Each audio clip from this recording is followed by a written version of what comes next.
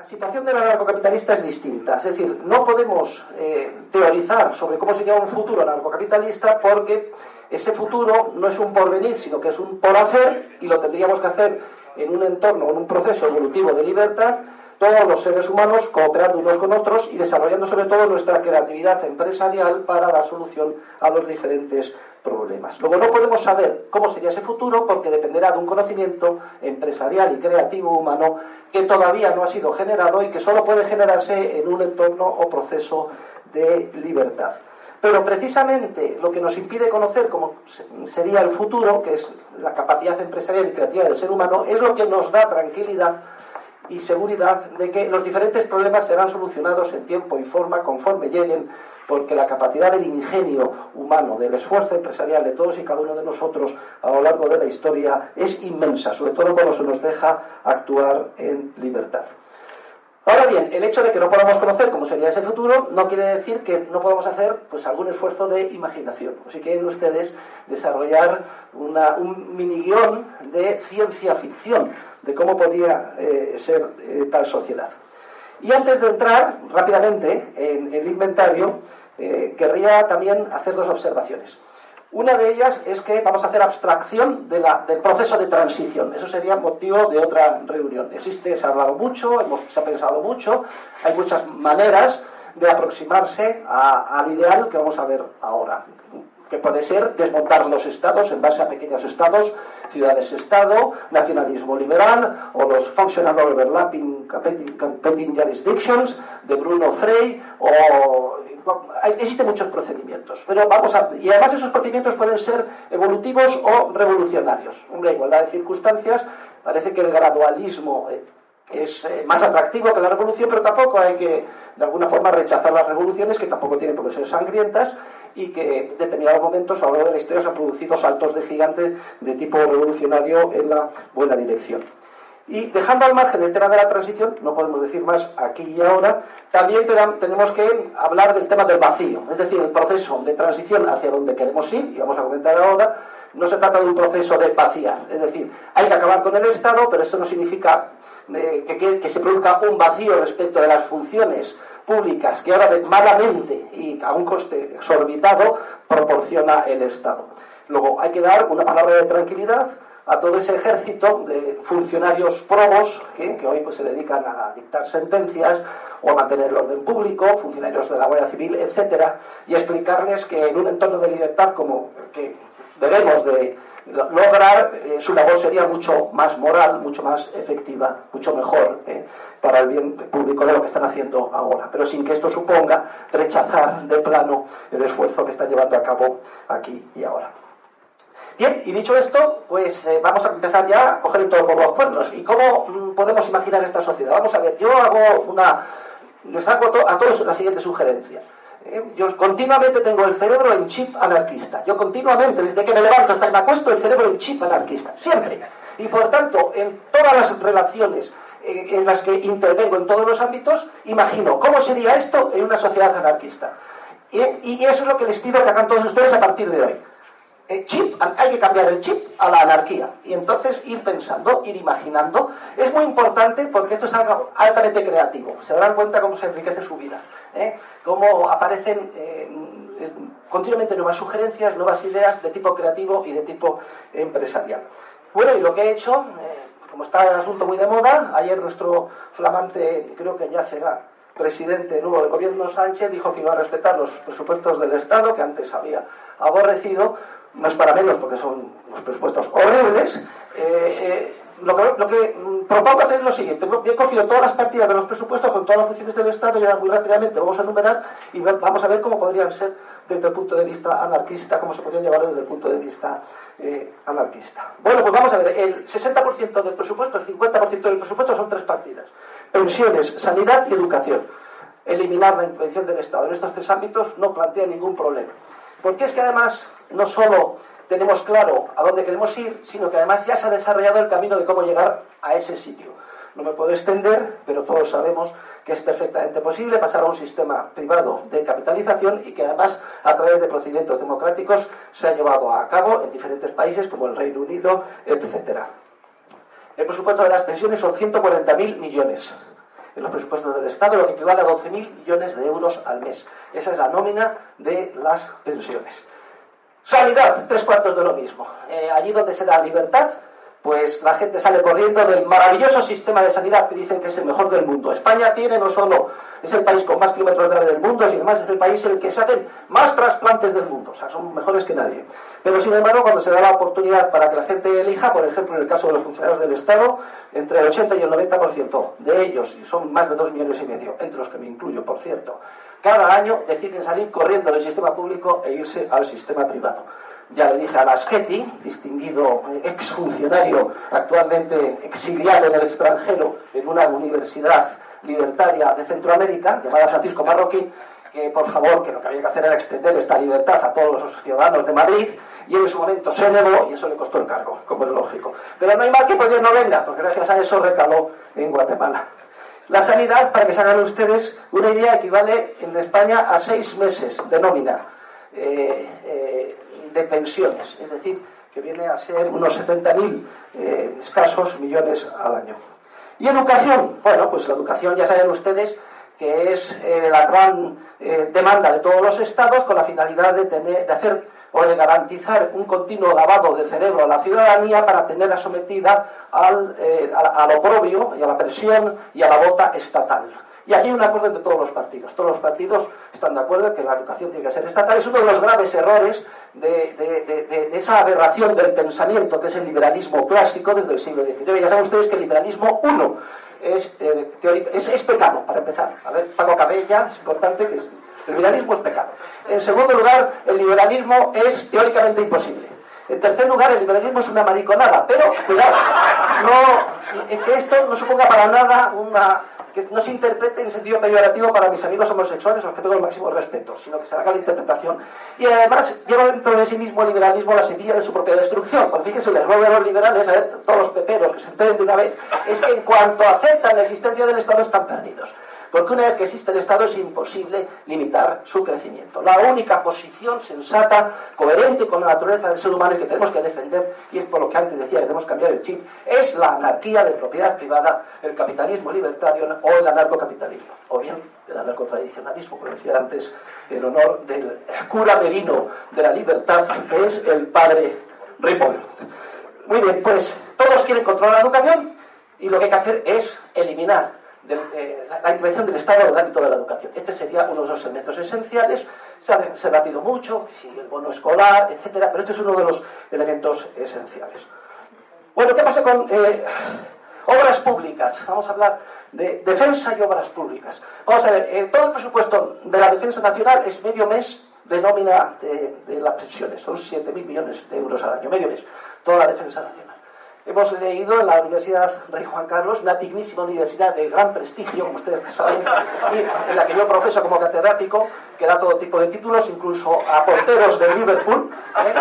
Entonces, la semana pasada hemos leído una tesis doctoral de la que es autor el teniente coronel Hernández Cabrera sobre cómo privatizar el ejército. No tengo más tiempo que hacerlo, pero bueno, ha sido una maravilla de tesis doctoral que pongo a todos ustedes el desafío de que se la estudien, además por una persona que ha tenido mando en la Legión, en la OTAN, en Bosnia y Herzegovina, que se conoce perfectamente cómo funciona el ejército, y la conclusión de la tesis es que el ejército privado sería muchísimo más eficiente, seguro, que no es un bien público que se puede excluir, etc.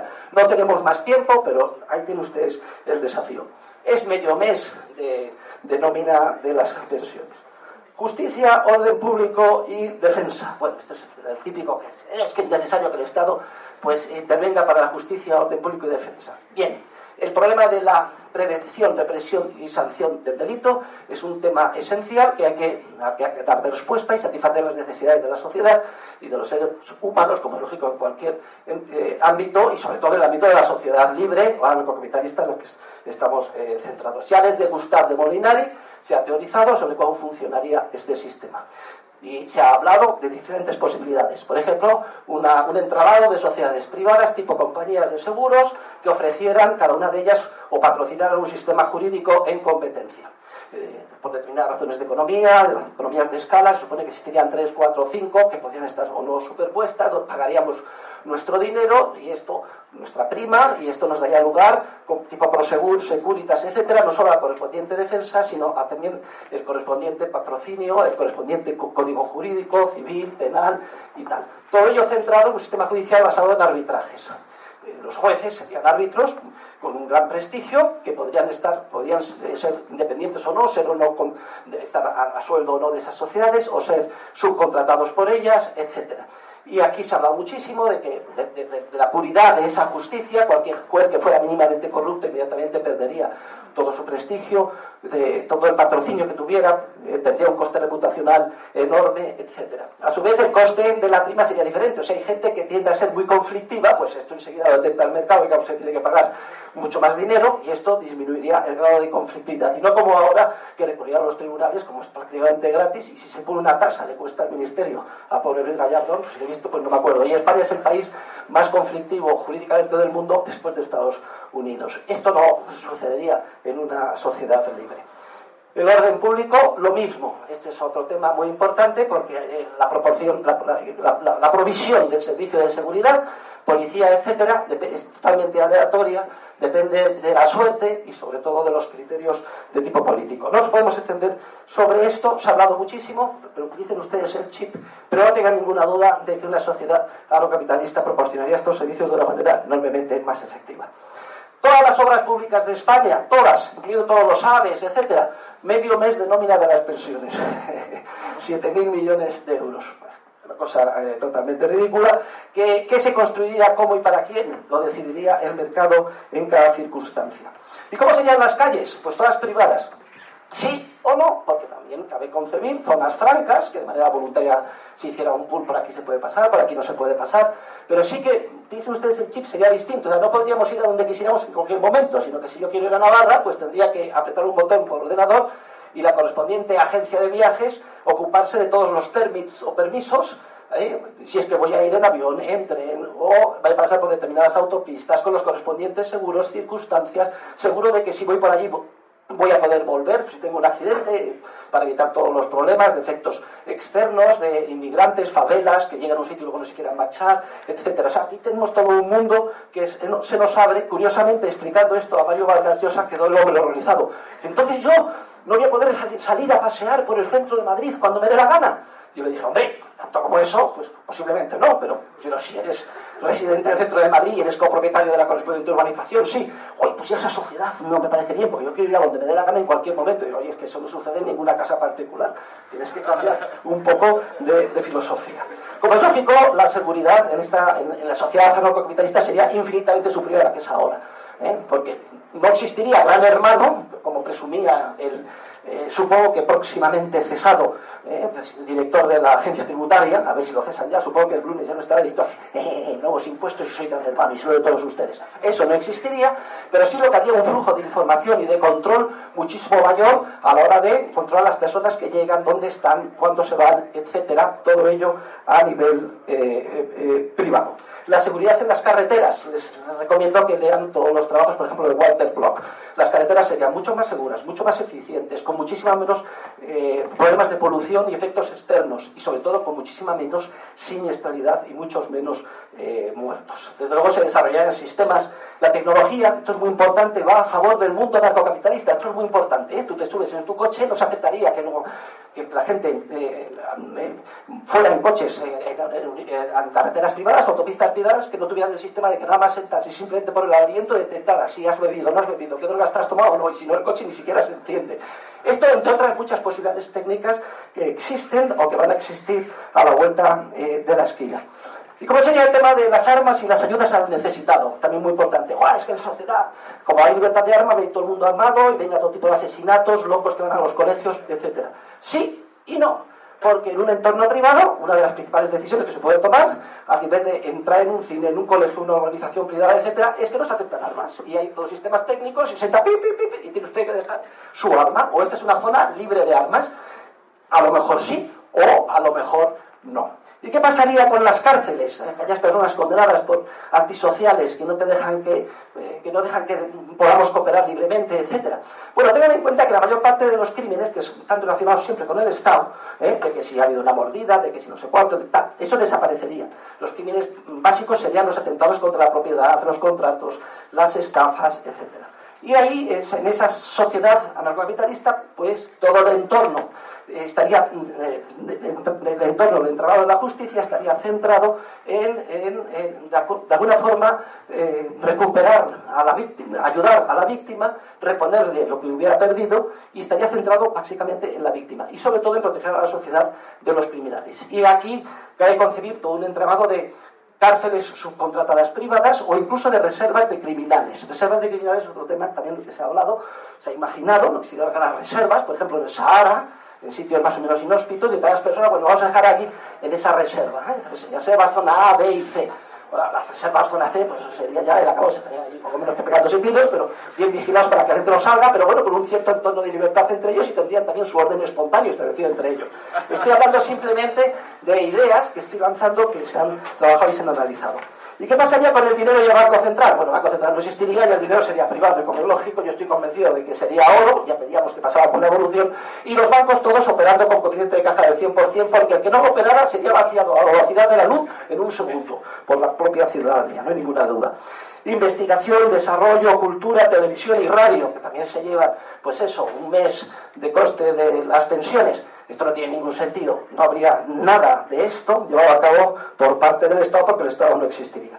Calentamiento global. Pues miren ustedes, calentamiento global, pues ya veríamos cómo evolucionar. Todo el que quiera, haga sus estudios, trata de convencer a la gente. Bien, hay sistemas para excluir, seguir la pista de los que puedan hacer daño, pruebas ácidas, contadores Geiger, etcétera. Pero en todo caso, nos da mucha tranquilidad, porque estos procesos, en caso de que existan, son muy lentos, y el mercado siempre ha demostrado a lo largo de la historia que es perfectamente capaz de adaptarse a este tipo de desafíos de una manera eficiente, y sobre todo con una información y un conocimiento de las generaciones futuras que va a superar enormemente, y a más riqueza y acumulación de capital, la que tenemos ahora para enfrentarse a esos problemas, que son problemas artificiales, no en cuanto que yo me declare negacionista, que no necesariamente, sino son problemas artificiales que de alguna forma se utilizan por los socialistas de todo tipo, de izquierdas y de derechas, como nueva bandera para justificar el estatismo, amargarnos nuestras vidas ahora en función de supuestas generaciones futuras. Pues miren, en vez de rasgarse las vestiduras y con lágrimas de cocodrilo respecto del calentamiento global, deje usted de jorobar a las generaciones futuras con el sistema de las pensiones basado en el reparto, que eso sí que es dinero contante y sonante. ¿Y para qué vamos a hablar de toda la mirada de intervenciones, regulaciones, protección de datos, protección de los consumidores, protección del débil? Es el gran pretexto del Estado para destrozar nuestras vidas. Y todas las otras políticas públicas, agricultura, pesca, industria, energía, alimentación, comercio, turismo, pymes, etcétera, todas ellas, como dicen en Galicia, al carajo. Bien, de hecho, tuve el honor de presidir un tribunal de tesis doctoral de Óscar Rodríguez. Creo que Daniel Rodríguez, que está aquí, sí, es empleado a sueldo del Partido Socialdemócrata que más daño ha hecho al país, que afortunadamente ha perdido el gobierno ayer, pero no todo el mundo es perfecto. El hermano de... ¿Cómo se llama? Daniel, ¿no? Sí, son gemelos. Ah, sí, son gemelos. Me he confundido, porque vamos a ver si Óscar nos lo podemos traer. Y a lo mejor Daniel también, si queda en el paro, al máster en economía de la escuela austriaca. Y las delegaciones diplomáticas, ¿qué es esto? Entonces yo no tendría la embajada de España si me voy a Inglaterra, pues ni falta que hace, pero no tengan ustedes miedo, porque habría todo un entramado de agencias de representación y también unos servicios de seguridad y unos servicios de ayuda cuando viajáramos, muchísimos más eficientes los que hay ahora. Cuando tienes un problema basado en una embajada, te encuentras a un funcionario, vamos, te mira de reojo, y como no sea una cosa que tenga el protocolo, te da una patada en el culo, y si te he visto, no me acuerdo. Rey, Cortes, Tribunal de Cuentas, todo esto privatizado. El primero que hay que privatizar es el rey. O sea, yo no excluyo que siga existiendo el rey, pero privado, es decir, cobrar un fee. Mire, yo procedo de toda esta tradición, etcétera, y yo corto esto, se le paga al rey, viene aquí, cobra, y como Dios manda, con su contrato, todo privado, etcétera. O sea que tampoco pretendemos acabar con el rey. ¿Qué es esto de que los anarquistas no somos monárquicos? Lo que pretendemos es privatizar al rey, carajo. Bien. No tengo más tiempo, no puedo robar el show al profesor Bastos, pero tiene ahora la palabra él. Hemos hecho un rapidísimo recorrido y supongo que él tendrá muchas contribuciones adicionales que hacer antes de dar la palabra a cualquiera que quiera intervenir. El rey podría... ¿Se escucha? Sí. El rey podría hacer señoriaje, emitir monedas de oro privadas con su cara y servir como marca de calidad. O sea, también podría autofinanciarse.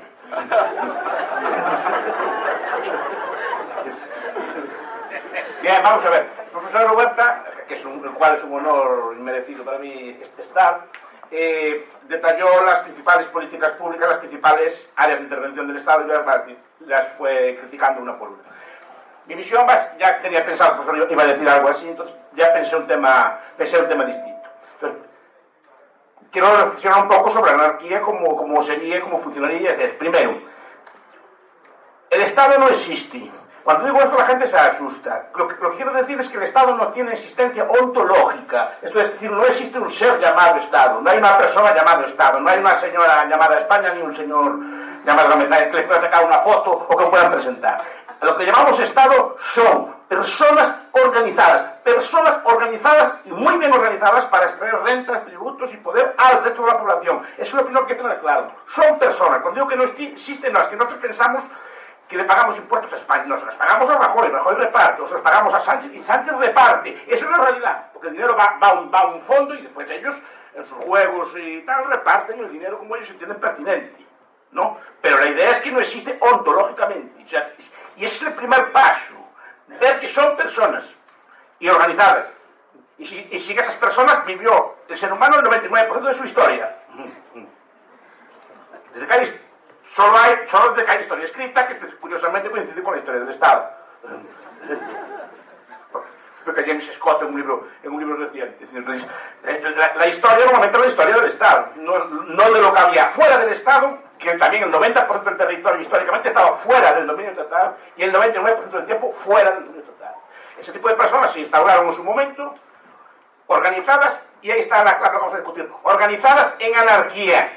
Es otra cosa también a la gente le sorprende. Cuando yo hablo de anarquía, hablo de que se eviten el uso de medios políticos para gobernar o coordinar una sociedad. Como saben ustedes, Franz Oppenheimer, en un libro célebre que se llama El Estado, distingue que en cualquier sociedad hay medios económicos y medios políticos. Los medios económicos son aquellos los que se basan en intercambio libre y pacífico entre las partes, y los medios políticos son aquellos que implican el uso de la violencia. Bien, dentro de los gobernantes no se dan medios políticos, se dan medios económicos. Los medios lo que hacen es, imaginen, por ejemplo, no quiero hacer metáforas ni cosas por el estilo, pero imaginen una banda de bandidos, una banda de gángsters. ¿Cómo se organizan entre ellos? ¿Se conocen cuatro? ¿Cómo se organizan entre ellos?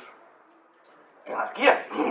O sea, se juntan, se conocen en un bar, se juntan, entre ellos seleccionan al más capaz para dirigir la operación, pero están en anarquía. Cualquiera de ellos puede marchar. Cualquiera de ellos puede matar al jefe en cualquier momento. Si no, por ejemplo, todo lo que estudia la ciencia política, de la ciencia del golpe de Estado, toda la ciencia, por ejemplo, las coaliciones políticas son anárquicas en esencia. Es decir, son anárquicas, es decir, dos partidos se juntan, lo acabamos de ver esta semana, o se separan y echan abajo gobiernos. Es decir, se coordinan entre ellos, bien por medios económicos, por sueldos, por dinero, por corrupción. La corrupción, la gente piensa que es una cosa particular. La corrupción en muchos países del mundo, lo explica muy bien Bueno de Mesquita, lo explica mejor que yo, es una inherente a la política, porque sirve para coordinar a la clase política, sirve para hacerlos partícipes del botín, y para tenerlos quietos y poder deshacerse de ellos en cualquier momento, para poder coordinarlos, para unirlos. No lo explico yo, está más que explicado en la ciencia política, solo hay que leer una poca, ¿no?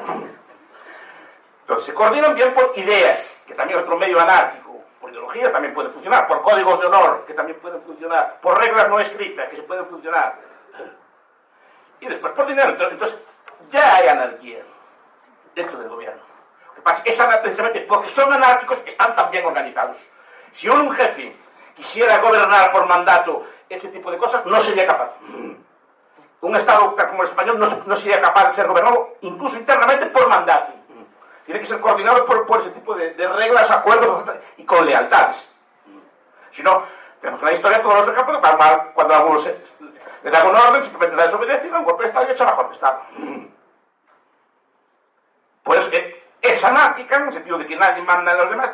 A lo mejor no es fácil de entender lo que estoy diciendo, pero es anárquica. Entonces ya está la anarquía ahí. Anarquías además existen en muchos otros sitios. Los estados entre sí también son anárquicos. Entre sí. Es decir, la comunidad internacional, y además, y eso es algo que también cualquier estudioso de las relaciones internacionales sabe. Es decir, el libro clásico de Helmut Bull, la sociedad se llama así, la sociedad anárquica, porque en el mundo de los estados entre sí no hay un estado que domine por mandato a los demás estados, sino que se coordinan entre ellos con acuerdos, entre ellos reparten, dan al más fuerte avanza la frontera, pero los débiles se unen y echan abajo, pues esos son los equilibrios europeos, cuando se juntan estados pequeñitos y echan abajo uno más grande, ¿no? Entonces, también operan en anarquía. La anarquía es claro, ¿una empresa es anárquica o es árquica? ¿Una iglesia es anárquica o es árquica? Son anárquicas. La empresa, el obrero, mañana puede decir que no va y no va, no hay quien lo haga ir. Pierde el derecho que tiene a cobrar el sueldo, pero se va cuando quiere. El patrón o el jefe no opera con órdenes, opera con incentivo, le paga y si no, y al revés, ¿no? Cuando le dejan de pagar, deja de ir, etc. Pero es anarquía, porque no hay poder real, no hay medios políticos dentro. Y una iglesia es igual, salvo que use la fuerza. Una iglesia se puede entrar, se puede salir, se puede cambiar, se puede uno borrar, etc. Y muchas iglesias funcionan durante cientos y miles de años en anarquía y duran. O sea, primero, no es nada imposible o impensable. La anarquía ya la tienen ahí, la tienen en un montón de sitios, solo que no los quieren ver. Porque nos dicen todo lo contrario.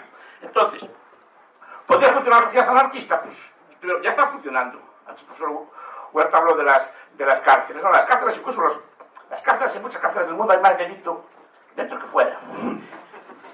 Se demuestra la capacidad del Estado de poner orden, ¿no?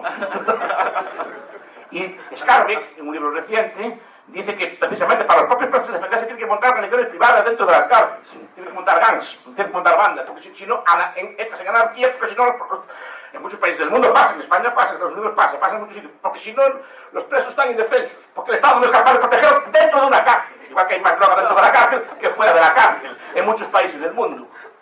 Eso demuestra que si no es capaz de proteger ahí, mal asunto. Entonces digo, ¿cómo sería una sociedad post-estatal? Primero, sería una sociedad consciente, porque es una sociedad post, no anti. ¿En qué sentido?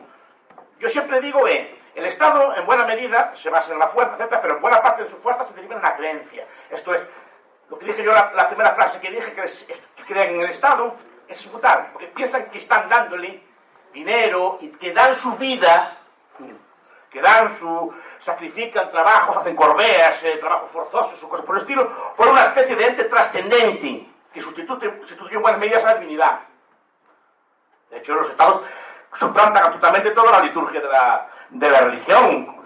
El Estado luego tiene culto de la tría. O sea, es decir, cuando llegan allí, igual, si ustedes fueron una vez a una misa, saben que hay ritos, hay momentos que ponerse de rodillas, que ponerse de pie, pues, delante de determinados símbolos, no se le puede chifar, porque son sagrados. El delito de blasfemia se transforma ahora. Pues cuando hay determinadas músicas, determinados himnos, determinadas cosas, pues cada uno lo suyo, obviamente, que tampoco me estoy burlando de esto. No, ni mucho menos. Te digo que precisamente porque se construyó un culto de la tría, se construyó un culto que hay que hacer este tipo de cosas. Bien, lo primero es no creer en él. Si ustedes ven la historia de la humanidad, hay un montón de... aquel poema de Keats que se llama Los Cimandíes, ¿no?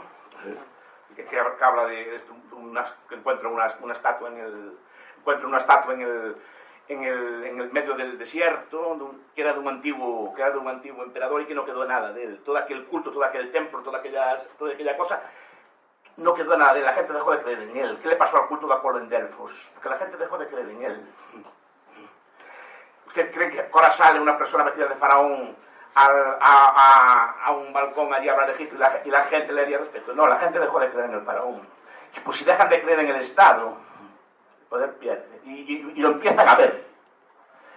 Lo empiezan a ver y decir que, bueno, esto no existe. ¿A quién estoy pagando impuestos?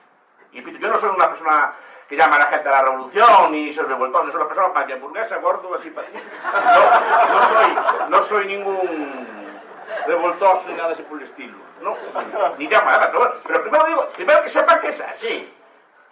Segundo, que sepan que no tiene una existencia real, que le están dando impuestos realmente a esas personas, y a personas que deciden sobre sus vidas, y son personas las que deciden todas las políticas que dijo el profesor Huerta de Soto.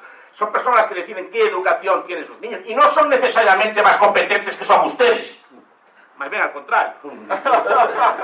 ¿No? Son personas que deciden cuánto tiene que cobrar, cuándo puede jubilarse, etc. Son personas, no es un ente España o Galicia o lo que quieran llamarlo, no, porque son personas que dominan un territorio, ese territorio después le ponen un nombre y obligan a la gente a educar en sus principios. Historia del Estado, lengua del...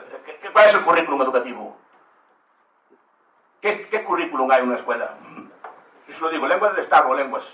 Historia del Estado, porque no estudian historia de la vida privada, ni estudian historia de la economía, no, estudian historia del Estado, con sus reyes bien ordenados. Los reyes grandes son los reyes imperialistas, los reyes pequeños, los menores son los que no fueron imperialistas, ¿no? Y así todos, lengua, historia, ética o religión del Estado, si todo tiene religión oficial, si no una ética laica, pues, en los valores de cada momento, Geografía, que es la más manipuladora, matemáticas con un cierto perspectivo. Esto es lo que hace, y eso se construye. Os digo, lo primero y principal es dejar de creer en él. Y eso, si en esta charla se consigue esto, para mí es suficiente. Dejar de creer en él. En el sentido que no tiene existencia real. Y aquí lo digo que me enseñó una foto.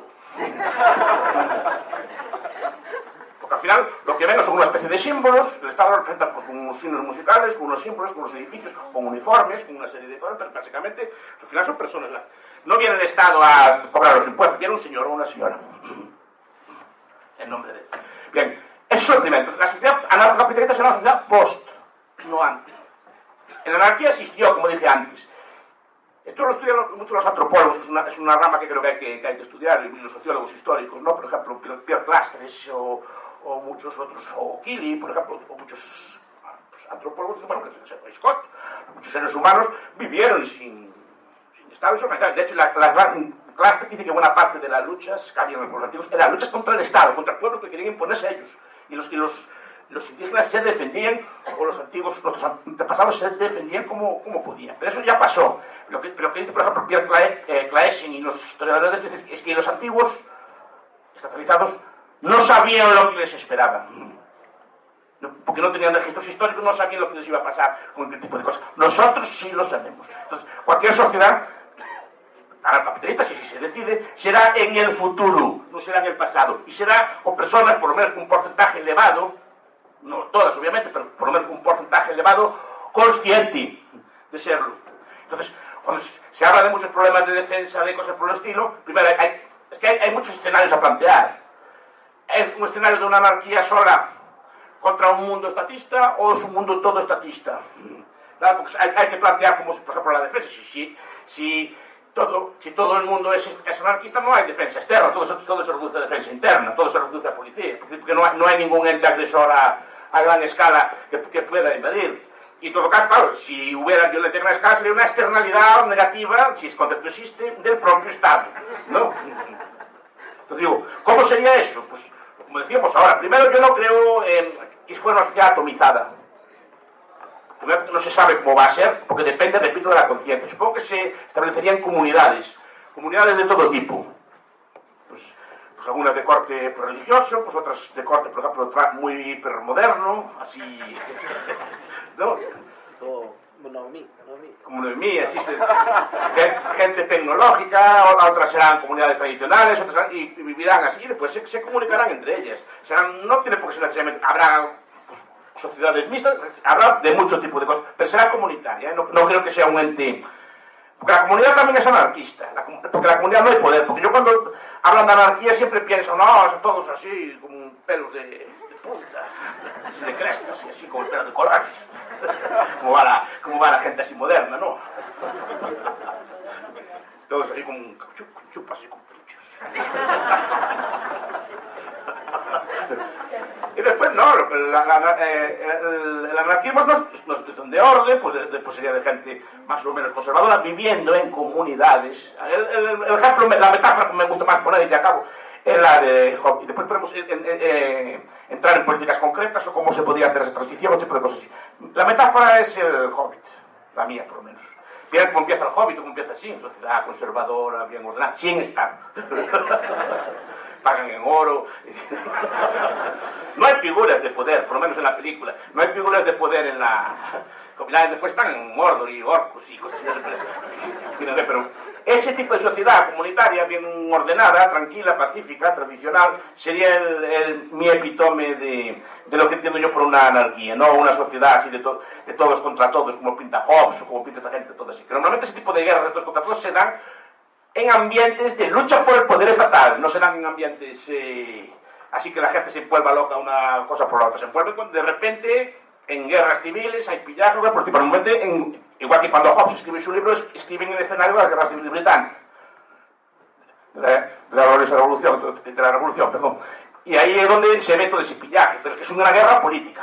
Bueno, yo quisiera quedar esto claro, que la anarquía está omnipresente, o sea que no es nada utópico, ni raro, ni cosa por el estilo. De hecho, que estamos en anarquía. Nos ordenamos y saldremos ordenadamente y hablamos aquí en paz, sin que nadie mande. Que hay figura de autoridad como don Jesús. Es una figura de autoridad, no de poder. Cualquiera puede levantarse y criticarlo en público. Bueno, salga a capella. Capella demuestra teóricamente la posibilidad de la anarquía. Bueno, muchísimas gracias al profesor Bastos. Tenemos 20 minutos para una intervención ordenada. A mí lo que me gustaría es que levantara la mano el que quiera decir cualquier cosa con mucha rapidez y lo diga en voz alta, porque no vamos a ir pasando el micrófono. Venga, profesor Rayo. A ver, varias preguntas. La primera, ¿es verdad que la humanidad ha vivido más tiempo en anarquía que fuera de ella, pero que se viviera en anarquía no significa que se viviera en libertad? Fuera de los estados lo que teníamos eran en muchos casos planes tremendamente opresivos de la libertad individual. Entonces, en ese sentido hay autores, incluso liberales, que plantean, no digo que lo compartan, pero que plantean el Estado como un avance frente a la represión interna que tenían los planes a través del establecimiento del Estado de Derecho. ¿Qué opináis de eso? En segundo lugar, el Estado puede ser una externalidad negativa de otro Estado, efectivamente, pero puede haber grandes incentivos a que ese sistema de externalidades negativas se quede enquistado y se autoalimente entre sí. Y tercero, la idea de que, lo que has comentado al final, de que la violencia suele ser un producto de la lucha por el poder político, si extendemos la concepción de poder político al establecimiento del poder político, también se puede dar en una monarquía esa violencia para someter y esclavizar a otros. De hecho, la tesis de James Scott es que las sociedades se resistieron frente al establecimiento de estados, pero porque había gente que quería imponer estados para esclavizar a esas personas. Entonces, cómo todo eso se conjuga en una sociedad post-estatal, anarquista, y soléis decir, también el profesor Horta de Soto suele decir que el liberalismo es imposible porque el Estado no se puede limitar y ha fracasado numerosas veces en limitarse, pero el anarquismo también puede revertir en estatismo y no por eso deja de ser posible. Bien, bueno, le doy la palabra, pero yo simplemente decir que lo peor que puede pasar con una sociedad anarquista es que evolucione como estamos ahora, es decir, que se reintroduzca otra vez el Estado. O sea, no tenemos nada que perder, solo podemos ganar, acabar con las cadenas, como decía Marx. Bien, el gran pretexto de los estatistas, y así lo han montado toda la teoría de la ciencia política, es que el Estado es un avance frente a la situación previa natural de la lucha, el hombre es un lobo para el hombre, de todos contra todos. Pero esto ya carece de base ni histórica ni científica, y la teoría económica ha demostrado ya que el Estado no puede funcionar y que es un sistema continuo generador de desorden, de violencia, de muerte, de genocidios y de guerras. Es decir, es que, claro que, vamos a ver, no debemos de pensar que se está proponiendo una sociedad idílica y perfecta. Tal cosa no existe. O sea, habría conflictos de todo tipo, etcétera. Lo que se está diciendo es que el procedimiento anarquista de resolución de esos conflictos es mucho menos sangriento, mucho menos violento, más efectivo, más moral y más pacífico que el que existe ahora. Esa es simplemente lo que se está defendiendo.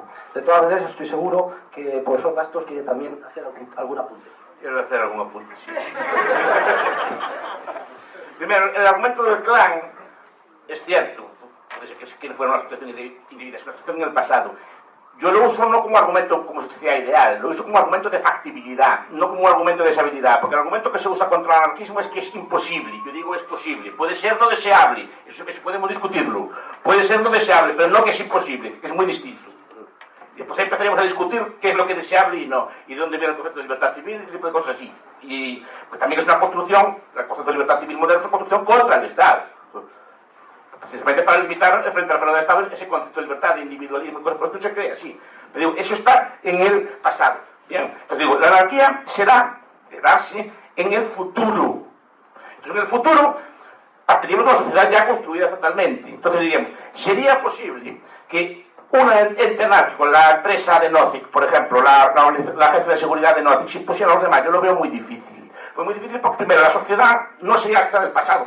Aquellos pueblos pues, que eran conquistados por imperios o por estilo irían incorporados a los Estados Unidos. Son anarquistas, como pueden ser ustedes, como pueden ser ustedes, por lo menos que saben del tema, que están conectados por red, conscientes. En cuanto lo vieran, lo verían venir. Segundo, hay muchas posibilidades de virar esa situación. Es decir, que sería una sociedad, con una agencia.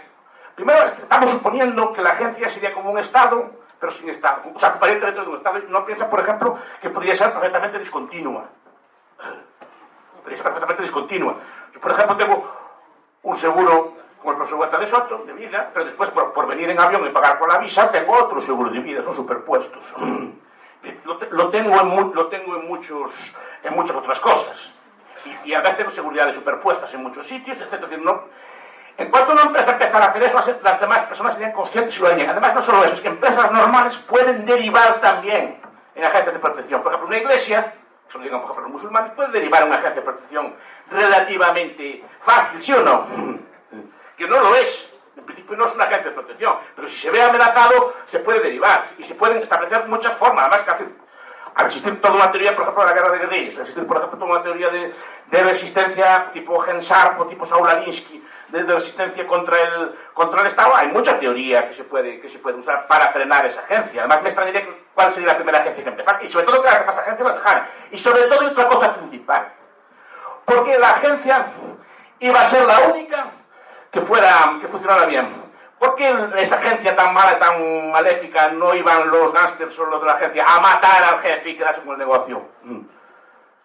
No sé si me explico.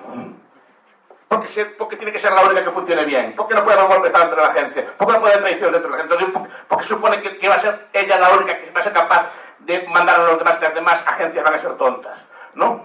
Que van a dejarse gobernar, y el resto de la población, una población consciente, va a dejarse gobernar. Ese argumento de Nozick lo discutimos mucho, es un tema interesante, pero ¿por qué? Eso en el pasado pasó, es cierto, pero es que a día de hoy la historia no tiene por qué repetirse. Bien, tenemos que dar más posibilidades. Paco, Café, Paco, y también... Venga, Paco. Tengo que salir un momento, y entonces, desgraciadamente tengo que salir un momento, y estoy seguro que justo en ese momento habéis reconocido los problemas que podría tener el anarcocapitalismo. Estoy seguro que lo habéis hecho. O tal vez no. Entonces, ¿creéis que el anarcocapitalismo no tiene ningún tipo de problema? Y por otro lado, si queremos llegar a él, mejor lo defendemos o lo vendemos diciendo esto es la maravilla, esto es casi el nirvana, dentro de las limitaciones humanas, claro, o siendo un poco más honestos y diciendo pues esto tal vez sea muy difícil. El Estado es malísimo, el Estado es puñetero, pero hay algo que claramente es buenísimo, y es el sobrevivir, porque existen y mira que nos cuesta matarlo, y mira que nos hacen caso. Y ojalá la gente, como dice Miguel Ancho, tuviéramos todos un talante anarquista, pero aquí tenemos un sesgo brutal, es que nos hemos reunido todos los que somos, y probablemente no todos. Nosotros dudo que llegamos a poder con el resto del mundo. Sí, pero estaría fuera, pero precisamente lo que hemos dicho es que no se trata de la panacea ni de la solución a los problemas, es un procedimiento de solución de problemas. Lo que estamos diciendo es que este sistema procedimental, que conocemos con el nombre de anarquía, sería mucho menos sangriento, mucho menos oprobioso, mucho más eficiente, mucho más moral como sistema de resolución de conflictos. Lo que pasa es que incluso nosotros tenemos el cerebro lavado, o sea, nosotros tenemos un chip desde pequeños y solo hemos vivido en un entorno estatal, y lo que nos cuesta es desembarazarnos de esa idea. Por eso el mensaje que yo lanzaba al principio, y que lo va a remachar el profesor Bastos, es que tenemos que cambiar el chip de nuestra mente. Desde hoy mismo tenemos que dejar de creer en el Estado, decía el profesor Bastos, y luego plantearnos todas las relaciones sociales en las que intervengamos en términos de anarquía. Con esto habremos enriquecido nuestra vida y habremos dado un primer paso. Respecto de los temas de transición, todo esto es secundario. Daros cuenta que voy a poner un ejemplo que le encanta a Paco Capella. 10 personas aterrorizadas tenían un líder que pensaba que les iba a salvar y resulta que había muerto sacrificado. Y fíjense ustedes la que se ha realizado después de 2000 años. Ya, somos nosotros aquí muchos más de 10 personas, no estamos asustados y desde luego no tengamos ninguna duda, ¿no? Vamos, yo estoy absolutamente convencido. El futuro de la humanidad o será postestatal o no será. Sí, bueno, claro que tiene problemas, ya los discutimos muchas veces. No soy, vamos, yo por lo menos intento ver todos los lados de la cuestión y estamos aquí hablando en un ambiente también partidario. Para un día que pueda hablar en un ambiente partidario, tengo que venir a sopesar los argumentos a favor del Estado.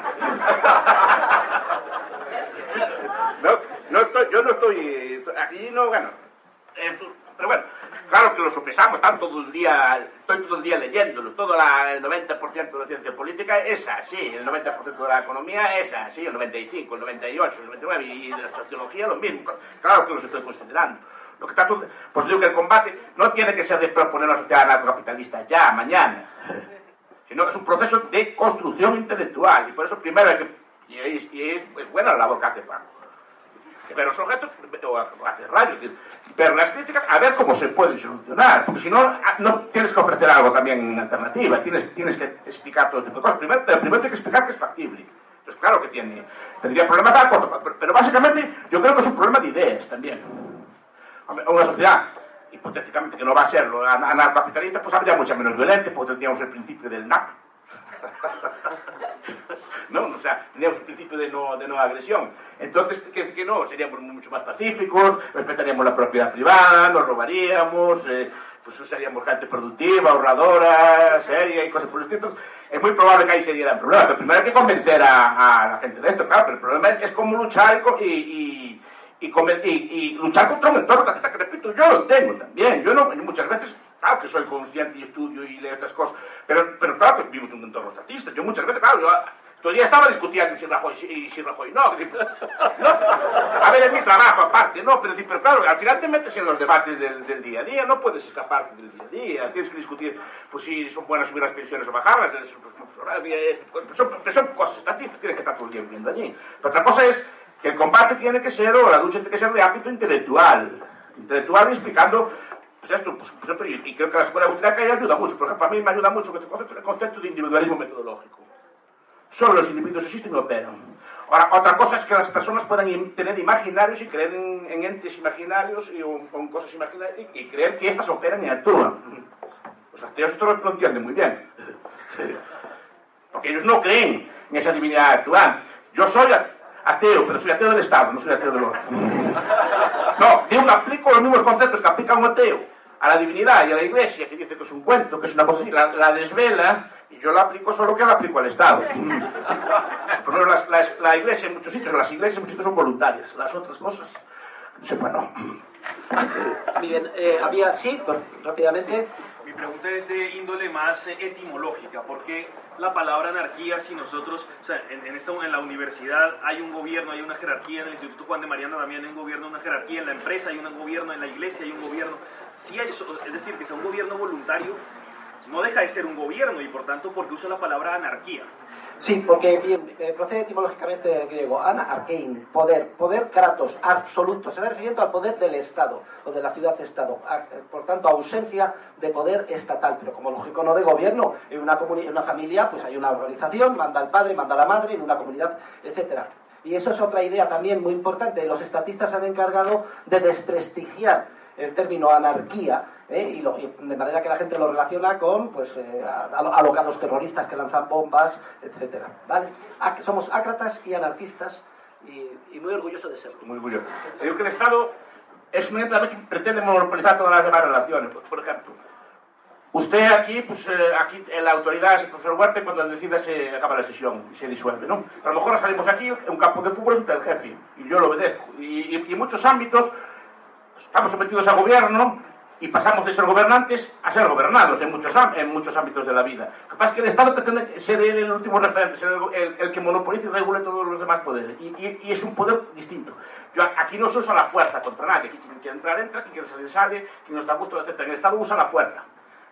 muy bien explica el libro del profesor Wehmer, de la naturaleza de la autoridad política, ¿no? El origen de la autoridad política. Pues está ahí, siempre usa la fuerza. Esa es la diferencia. Pues dije al principio que el Estado usa la anarquía, usa la fuerza, usa la violencia, en última instancia la usa. O que se apoya también en la creencia y se apoya en otros entes. Pero la ratio último, lo que discutían los romanos, que me gusta mucho hablar, ¿no? ¿Qué es más importante que el poder, el hierro o el oro? Lo tengo claro, es el hierro. El poder está en el hierro. El poder está en la boca del fusil. Ahí tenía Mao razón. A ver, que había más personas que querían hablar sobre el tema de los romanos. Yo siempre pongo el ejemplo de que este debate podía ser un debate de esclavos de una granja en la antigua Roma. Y claro, podríamos decir, había gente pragmática. Hombre, es que resulta que el amo nos va a dar, en vez de 100 latigazos, 80. ¿Qué opináis? Y todo el mundo dedicados a estas cuestiones pragmáticas. Me parece muy bien y es un avance que en vez de 100 latigazos te den 80. Pero lo importante es que seamos todos conscientes de que somos esclavos y que tenemos que quitarnos de encima la tiranía del Estado cuanto antes. ¿Quién más quería hablar? Sí, venga. Yo quería hacer dos comentarios, una pregunta un poco personal. Al profesor Bastos, yo no creo en el Estado, pero en junio ya me vuelve otra vez la creencia cuando tengo que pagar el impuesto de la renta. ¿Pero quién le quita la renta? El Estado no. Al final, en última instancia... No, Montoro, pero que afortunadamente... Vienen dos hombres o dos mujeres armados y te vienen a pagarlo. Pero eso está a sueldo de los gobernantes, de la clase gobernante, a sueldo. O sea, una pregunta un poco personal al profesor Huerta. ¿Cuándo nos va a dedicar con su obra magna que está escribiendo? Bueno, es que estoy haciendo un pequeño cambio porque va a ser una teoría general del anarcocapitalismo, lo que era antes Tratado de Economía Política Moderna, que es lo mismo, en pocas palabras. Sí. Sí. Nozick, en su libro Estado, Anarquía y Utopía, habla de primero una sociedad anárquica, después una sociedad con un Estado, y habla del Estado extramínimo, y hablando que la única función que podría tener es la justicia y esta conmutativa. sí. Después está el último capítulo, Utopía. Sí. Entonces, ¿algún comentario al respecto? Lo que pasa es que Nozick parte de un punto de vista que repito, que la gente se va a dejar, esa agencia protectora va a imponerse y nadie va a protestar, no se van a hacer organizaciones que protesten contra esa agencia, sobre todo una asociación consciente, porque parte de una especie de anarquía, es como Rawls, parte de velos, de ignorancia, parte de una sociedad así que no... Son anarquistas, pero no son anarquistas conscientes. Yo trato de explicar que el anarquista o el liberal o el libertario, lo que sea, así tiene que ser consciente. Por lo menos parte de él, saber que es anarquista y saber que aquello que está haciendo lo vea y lo detecte como una agencia que se opone. Cosa que Nozick, por ejemplo, no hace. Nozick piensa que la agencia se impondría porque sí, los demás así obedecerían y se dejarían dominar. No habría formas de resistencia a ese tipo de agencia, que hay muchas, como acabo de decir. Entonces ese es el problema que yo le veo a Nozick. Después, claro, la justicia... Bueno, pero el tema de la justicia está muy tratado. La justicia de siempre ha sido una justicia, y por decirlo de alguna forma, comunitaria y privada, que es el origen de los jurados, en la antigua Roma, etc. Luego ya se corrompe con la intervención del Estado. Y después está el libro de Bruce Benson, que es Justicia sin Estado, como está traducido al español, que también puede ser de lo más sugerente para muchos.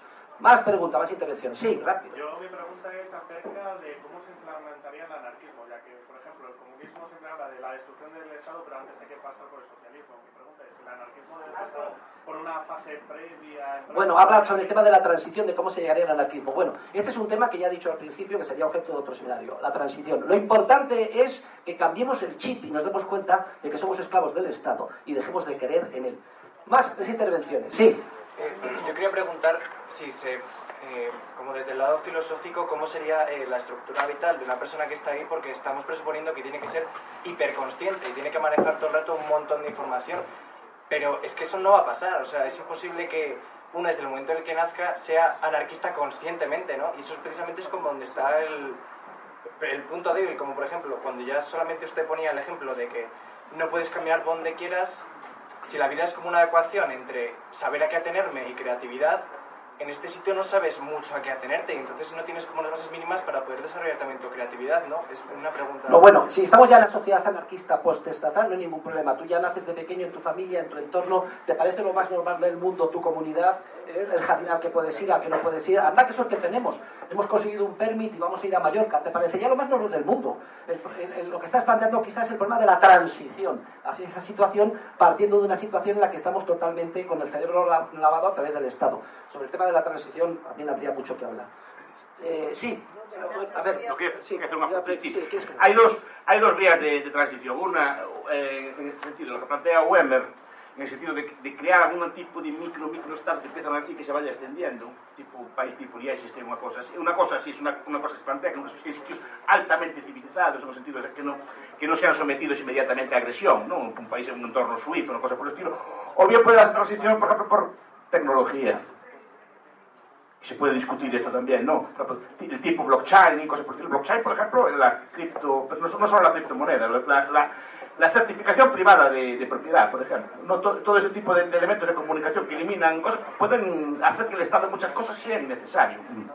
Igual que determinadas tecnologías de defensa, determinadas tecnologías de defensa, dificultan mucho el poder de los Estados. Eso, por ejemplo, hay un autor que está relacionado con el Instituto Mises, Mises de Estados Unidos, que se llama Martin Van Cleven. Tiene un libro que se llama Rise and Fall of the State, que explica que las nuevas armas, la tecnología de la defensa, ahora abarata muchísimo la defensa y dificulta mucho el control de los Estados. Por ejemplo, lo discutí con el profesor Perellado una vez. La parte del arsenal que tienen los ejércitos, por ejemplo, es barroco. En el sentido que no vale para nada, como explica Mericaldo. No vale para nada porque un portaaviones o tropas de montaña en Francia pues no tienen gran utilidad, ni siquiera los cañones modernos. Las armas modernas son de otro estilo. Y las armas modernas permiten la defensa y impiden que el Estado se imponga, por ejemplo. Fórmulas tipo Estado Islámico, no en el sentido obviamente que no me gustan, no, obviamente son criminales, pero sí como están organizados. Fíjese, se organizan en eso. Lo explicó muy bien un autor que se llama John Gray, en un libro que se llama Al-Qaeda, lo que significa ser moderno. Al-Qaeda es la cosa más moderna que existe. No es una cosa, es anticuada en sus ideas, pero moderna en la forma de organizarse, como usa la propaganda, como usa la cosa. Y 4 o 5 de estos yihadistas pueden alborotar un país entero. Y contra eso los Estados, por ejemplo, tienen muy difícil defensa. Si tienen unas pocas personas conscientes de esto. ¿Cómo sería la transición? Pues sería la transición, primero, leyéndolo, entendiéndolo, leyendo. Más claro, requiere una contraeducación, y una contraeducación bastante completa, porque por desgracia tengo que saber de todo. De todo, porque al final, claro, los pioneros de estas cosas tienen que saber de historia, tienen que saber de literatura, tienen que saber de economía, tienen que saber de sociología, tienen que saber de... Al final, claro, nos dispersamos mucho, pero tienen que saber de todo, yendo punto por punto. Muy bien, gracias. La verdad es que tenemos que dejarlo. No sé si hay una última intervención. No, vamos a ver, los más peligrosos son los que se hacen con el poder del Estado y destruyen a la familia. Yo soy padre de 6 hijos y abuelo de 8 nietos y los que vengan, porque además subvenciono con 10.000 euros cada nieto que nuevo venga. Pero desde luego, yo visualizo una sociedad anarquista que lo que hace es reforzar precisamente esos vínculos familiares y comunitarios. No se excluye que quieran hacer una reserva, pues yo que sé, de amor libre o contra la familia, etcétera, y que eso pues se pruebe en competencia con otros esquemas. No tengo ninguna duda de que lo que al final preponderará pues es la familia tradicional evolutiva. O sea que, precisamente porque defiendo a la familia, soy anarquista. Y no sé si tenemos que dejarlo, pero a mí me gustaría terminar con unas palabras. Estaba en el sótano escuchando la terminación de la sesión anterior. Desde luego, después de haber escuchado o asistido a esta reunión, nadie tendrá ninguna duda de que los verdaderos revolucionarios e izquierdistas somos nosotros. O sea, no hay ninguna duda. O sea, que nosotros somos los yihadistas de la propiedad privada, y lo que tenemos que hacer es extender como una hidra a través nuestra, con todos los que conozcamos cada día, y ellos a su vez, la idea de que hay que dejar de creer en el Estado y cambiar el chip hacia la anarquía. Y de manera que el día de mañana la anarquía deje de ser una utopía y recordemos al Estado como lo que es, una oscura, tétrica y muy dañina para la civilización reliquia histórica. Muchísimas gracias a todos.